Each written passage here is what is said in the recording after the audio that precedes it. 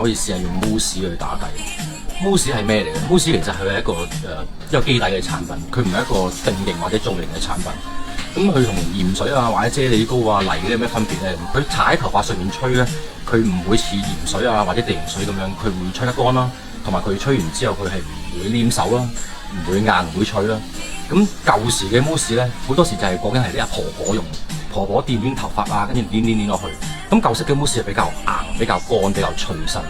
依家用緊嘅 mousse 咧係會有好大嘅分別。咁我一陣可以試下俾大家睇下。mousse 咧幾有儀式感，要熬咗先，因為佢裏邊咧係有氣壓㗎啦。咁但係如果我哋熬得唔勻稱嘅時候，用得唔盡啊，同埋用熬勻咗之後咧，我哋一定係要向住地下。咁樣佢擠出嚟嘅時候咧，我就可以見一個泡沫狀，係啦。但係如果係打斜擠出嚟嘅時候，好多時泡沫狀還泡沫狀，跟住啲氣體喺裏邊泵出嚟嘅時候咧，我就用唔盡支 mousse 啦。搽上頭髮嘅時候咧，我輕輕拍上個頭度，咁啊盡量可以拎個頭髮嘅髮尾出嚟，盡量搽喺頭髮髮尾中間，盡量唔好掂到頭皮處。而我哋就可以準備吹頭。A few moments later， 而家見我啦，個頭髮其實吹咗90%乾。平時打底咧，如果用鹽水咧，佢會好棘嘛。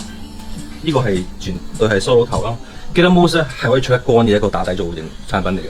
咁你見到佢個蓬鬆度咧，平時如果就用鹽水咧，佢唔會做到一個咁柔順、咁支撐力強，同埋